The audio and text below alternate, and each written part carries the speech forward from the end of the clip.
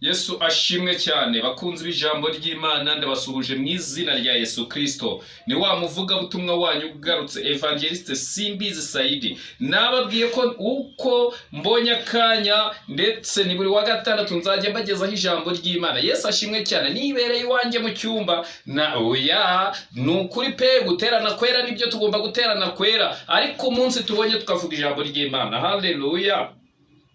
Imana ishimwe cyane abakunda ijambo ry'Imana, abakunda gusenga, abakunda ko Imana ivuga, abakunda ko Imana igira neza, abakunda Imana. Buri Imana iravuga ngo nkunda bankunda kandi abanshaka umwete bazambona. Imana ikwiyereke muri icyo kibazo wari urimo, ariko sira kwiyereka urinde. Abantu bakoze ibyaha. Reka dusome Hoseya ibice 4 duhere ku murongo wa mbere. Haleluya. Ngo nimwumve ijambo ry'Uwiteka mwa Bayisiraheli mwe, nimwumve ijambo ry'Uwiteka. Kuraho wenda Abayisiraheli ushyiremo Abanyarwanda cyangwa ushyiremo Abarundi cyangwa ushyiremo Abakongomani, nushaka ushyiremo aho utuye igihugu urimo cyose. Umva ijambo ry'Uwiteka, umva uko Uwiteka avuga. Ngo Uwiteka afitanye imanza n'abene igihugu, kuko kitarimo ukuri cyangwa kugira neza. Ntimwabibonye? Yesu ashimwe cyane. Ntimwabibonye? Mwarabyumvishe, murabibona n'amaso yanyu. Ntimwabibonye? Mwabonye abantu basambana, abantu bagasambana, noneho bagasambana bavuga n'ijambo ry'Imana. Ntimwabibonye bakozi b'Imana bagiye batera abantu ababayoboye amada, ukumva ngo umupasiteri yafashwe asambana. Ese uwo ni umupasiteri wa mungane warize iki cyangwa ni igipasiteri? Ntimwabibonye abapasiteri barya ruswa? Ntimwabibonye bavuga butumwa babeshya? Ntimwabibonye abahanuzi bitwa ngo n'abahanuzi bahamagawe n'Imana ariko bagahanura ibinyoma? Ntimwabibonye? Imana ifitanye urubanza nabo.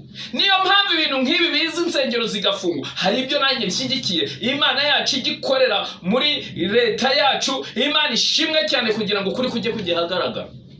Ukuri kwagiye ahagaragara. Pasiteri wasambanye, umuvuga butumwa wahanuye ibinyoma akiba, ugashaka indonke, wamara gushaka indonke ukaza ukabwira umuntu ko Imana imugiriye neza nyamara atari Imana igutuma.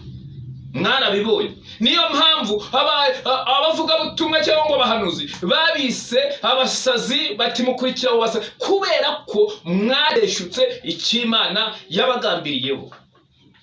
Nimwabibonye mudiyakoni Imana abantu bakamutoranya, ariko rero zinavuga ko ari Imana imutoranya. Hari igihe umuntu bamugira umudiyakoni kubera umutungo afite, kubera amafaranga afite, kubera icyo afite, kubera ngo itura arazana. Ariko rero itura ari umusambanyi, ariko rero itura ari umujura, ariko rero itura yagiye kurya ruswa.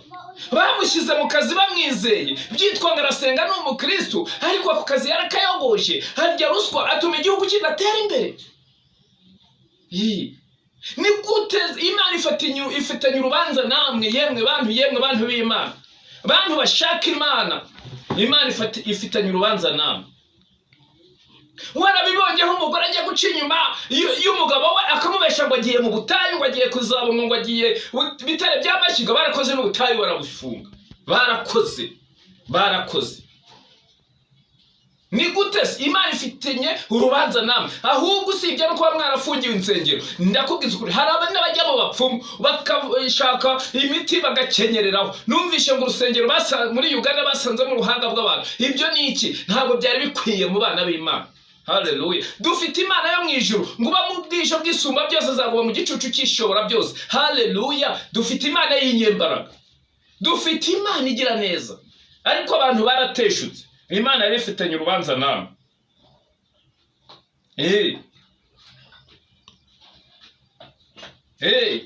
Ngo kuko kitarimo ukuri cyangwa kugira neza. Nta kuri kuri mu bantu.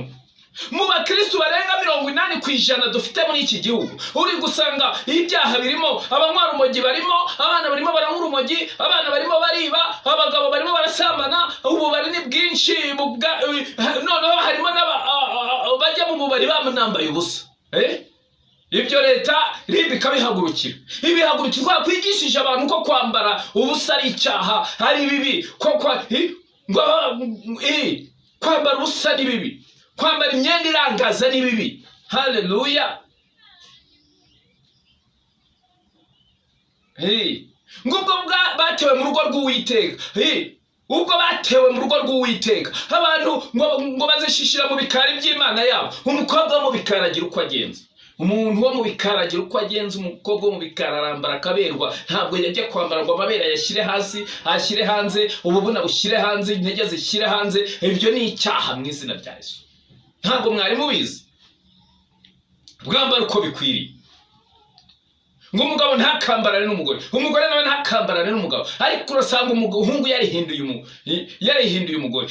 Ubutinganyi bwariyongeye ugeze naho bushinga insengero. Imana ifatanya urubanza namwe, izabishyira hanze. Ndakubwiza ukuri, Zaburi 50:21 ngo ibyo urabikora nka kwihorera ukagira ngo mpamwe nawe, ngo ariko umunsi umwe nzabishyira imbere y'amaso yawe uko bikurikirana. Imana ifitanye urubanza namwe bantu mwihaye ko mukorera Imana mutayikorera. Mukaba mu gihugu ntimurangwe n'ukuri, ntimurangwe n'ineza, ntimurangwe no gufasha, ntimurangwe no kugira neza. Umushonje agasonzera mu maso yawe, ukavuga nabi byitwa ngo uri umuntu w'Imana. Haleluya! Imana tubabarire cyane. Haleluya! Abantu bagasuzugura abandi, abantu bakavuga abandi, ntacyo bimaze.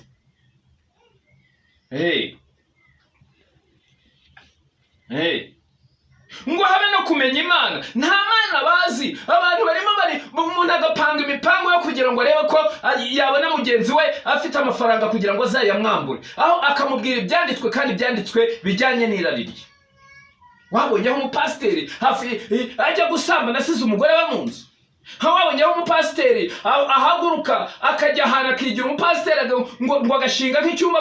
Nari byumvishije Umusanze yarangiza umugore w'akazi akamubwira ati warabeshya ko ufite umugore kandi uri umugore wawe. Ibyo ntabwo biri byo. Haleluya!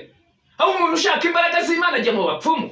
Umuntu ushaka imbaraga z'Imana azajyana zigera ngo agiye gucisha. Imana ifitanye urubanza namwe. Imana ifitanye urubanza namwe kandi irabahagurukiye. Ibintu byumve mwitonze. Imana ifitanye urubanza n'abantu bayibeshya. Imana ifitanye urubanza n'abantu bayiriganya. Mwarateshutse muyoba inzira. Imana ko tuyihamagara tuzi Imana itanga urubyaro, tuzi Imana igira neza, ko Imana ifitanye urubanza namwe. Imana igiye rero kwihagurukira cyangwa igikoresha abakozi bayo, yakoresha nari byakoresha igihugu. Abo babeshya izo nsengero zifungwa zibashyiraho ingufuri kandi ntizizongere no gufungura mu izina rya Yesu. Habe no kumenya Imana. Nta kindi gihari keretse kwiba. Umva ngo nta kindi gihari keretse kwiba no gusambana. Nta kindi abantu barimo bakora. Ubusambanyi bwaragwiriye, ubujura buragwira, abantu bariba mu kazi, abantu bariba bagenzi babo, abantu bareganya bagenzi babo. Ejo bundi hari uwariganyije umuntu amubeshya ngo agiye kumuha akazi ngo baraziranye, arangije amurya amafaranga menshi cyane mu 48. Umuntu ari mu marira, yigize umuntu w'Imana. Ngo bagira urugomo, baririrwa bakubitana ibipfunsi, baririrwa barwana mu nsengero, bakarwana bapfa imitungo. Murapfa iki ko byose mwahamagariwe n'Imana? Uwahamagawe akavuga ko azakorera Imana, akakorera Imana mu bwitange no mu bushake, ahubwo arashaka indonke. Waretse Imana ikakwambika. Eliya ko yakoreye Imana akagaburirwa n'ibikona, akanywa ku mazi y'akagezi k'ikareti. Waretse Imana ikagushakira akagezi uzajya unywaho mu izina rya Yesu, ikategeka ibikona bikakugaburira. Wabiretse ko Imana ihari, ko Imana igira neza. Imana itanga urubyaro, Imana itanga imvura, wowe izakwima iki? Imana yatandukanyije inyanja, Imana yatumye ivuka ukaba ugeze amagingo aya, izakwima iki? Haleluya! Imana ishimwe cyane. Ngo keretse kwiba, gusambana, yewe we, bagira urugomo kandi amaraso agasimbura andi maraso. Abantu barica, umuntu akaba ari umukobwa agakuramo inda kumva ko byemewe, bakuramo amada, barangiza bakajya mu nsengero bagasenga. Abo bantu wishyuza uzasobanura iki imbere y'Imana? Imana ifitanye urubanza nawe wowe wica. Imana ifitanye urubanza nawe wowe ubeshya. Imana ifitanye urubanza wowe wanga mwene so. Imana ifitanye urubanza wowe uroga. Bantu bararoga abandi, umuntu arahaguruka akajya gushaka uburozi ngo akunde arebe ko mugenzi we yarimbuka. Imana ifitanye urubanza nawe kandi bitari kera. Imana izabishyira imbere y'amaso yawe uko bikurikirana. Haleluya! ngo nicyo kizatera igihugu kurira. Murimo murarira ngo bari insengero barazifunze. Ariko Imana ifitanye urubanza namwe. Kugira ngo se ntabwo ari byo. Urubanza ruraje. Rarira. Kandi abagituyemo bose bakiheba, n'inyamaswa zo mu ishyamba nazo nuko, n'ibisiga byo mu kirere, ndetse n'amafi yo mu nyanja azapfa.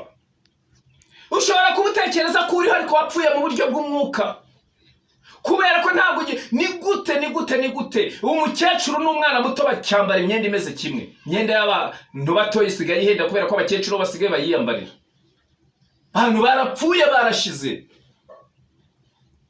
Abantu barirukanka mu muhanda ukabona bagenda bamubaza kugira akakubwira ko atabizi, yarapfuye. Kubera iki? Yanze kubaha Imana, yanze kubana n'Imana.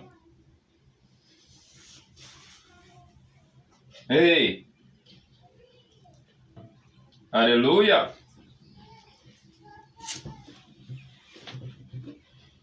Imana ishimwe cyane. Ngo ubwoko tujye ku murongo wa 6, ngo ubwoko bwanjye burimbuwe buzize kutagira ubwenge. Gira ubwenge bureke icyaha, ngo kubaha Uwiteka nibwo bwenge, kandi kuva mu byaha nibwo kujijuka. Gira ubwenge ureke icyaha. Imana ishimwe cyane. Ariko nagira ngo nkubwire, wowe ukora ibi bintu, urasambana, uriba, Imana ifatanye urubanza nawe. Ubeshyira mwene so, Imana ifatanye urubanza nawe. Bagushyize mu kazu rya ruswa, Imana ifatanye urubanza nawe. Uwanga igihugu cyawe, Imana ifatanye urubanza nawe. Uraroga, Imana ifatanye urubanza nawe. Uribona, Imana ifatanye urubanza nawe. Imana ifatanye urubanza nawe nutihana ngo ugarukire Imana. Imana tubabarire cyane. Imana yacu ishimwe, kandi Imana yacu ishyirwe hejuru mu izina rya Yesu. Amen.